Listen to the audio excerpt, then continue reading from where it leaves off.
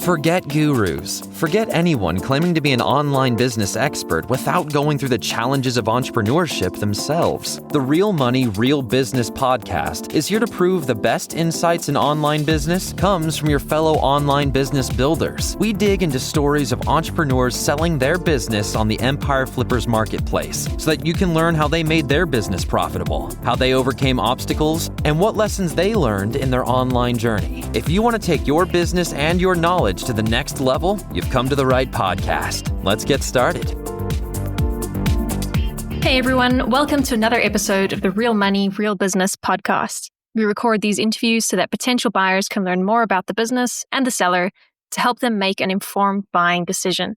If you would like to learn more about this business, including details like what type of business it is, how much revenue and profit it makes, and all of the assets included with the business, simply visit empireflippers.com/marketplace and search for this business's listing number, which you can find in the video thumbnail and in the description. Or if you're watching this on YouTube, you can click the link in the description to go straight to the listing. So without further ado, let's get into this interview. First up, let's learn a little bit about you. Can you tell us about your background in building and running online businesses? So our business was actually started by three friends who are the owners of the business as of now. Two of us come from engineering and innovation backgrounds, and I come from international business. I also have family ties to the coconut industry, which helped us a lot when it came to sourcing and building strong supplier relationships.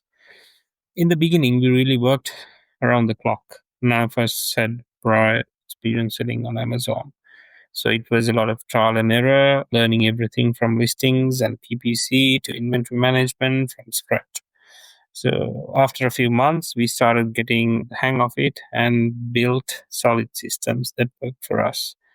As a snapshot, now the business runs quite smoothly. We have a full-time employee based in Sri Lanka who handles day-to-day operations, like communication, 100% Amazon platform handling, order preparation, and shipments. At this stage, we only spend about 1 hour every week reviewing our work, setting goals, and planning strategy.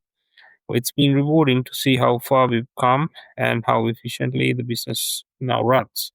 Why are you selling the business now instead of keeping it and growing it further? We are really proud of what we've built, and honestly, it's not an easy decision to sell to any of us. The main reason is that we've reached a point where we are capped financially and we need to reinvest our funds into a new project we are working on. So the business is stable and profitable, but to really scale it, especially with more advertising and relaunching high margin SKUs, it needs additional capital and focus. So rather than slowing things down, we'd rather pass it to someone who has the resources and drive to take it to the next level. So it's a solid foundation with a lot of growth potential, and we see it as a win-win. Can you describe the amount and the type of work that you do on this business to maintain it? Right now, the business pretty much runs itself. We have a full-time employee in Sri Lanka who takes care of everything day-to-day, managing the Amazon platform, answering customer questions, running ads, handling pricing, and even dealing with website inquiries and shipment planning. For us, it's mostly about strategy.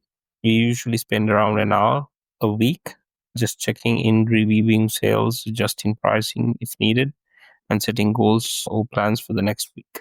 Everything else runs smoothly on its own, which makes it really low maintenance. So if you were to keep this business, what are some of the ways you would try to grow it? If we continued running it, we'd focus on scaling advertising and expanding the product line. Working with PPC specialists, we always wanted to do that, would help us reach more customers and optimize our ad spend. We'd also bring back some high margin SKUs that we had to pause before because of limited capital. And finally, we'd look at building a branded website and adding complementary products to increase customer value. There's definitely room to grow with the right investment and focus. Right. And what would you say are the biggest risks with this business that buyers should be aware of? Main risks are tied to inventory and relying on Amazon's platform. Running out of stock can temporarily affect rankings. So careful planning of shipments and logistics is really important. Apart from that, the risks are minimal because we've built strong supplier relationships. We've documented everything and business runs smoothly. And on top of that, we have trained a full-time employee to handle the Amazon platform as well as the entire business model. Product range isn't limited to one country. So that's one of the best things. So these products can be sourced from many South Asian countries with established suppliers in the industry, which adds flexibility and reduces supply chain risk, also giving you more room for price competition. How much support are you willing to offer the buyer who acquires this business? Happy to provide at least 30 days or more of email and phone support. This will include full onboarding, operations, suppliers, logistics, and advertising. We'll share what we've gained through the past 3 years.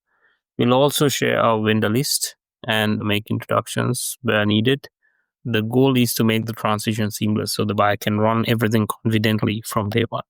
Are you open to negotiating something like an earn-out agreement?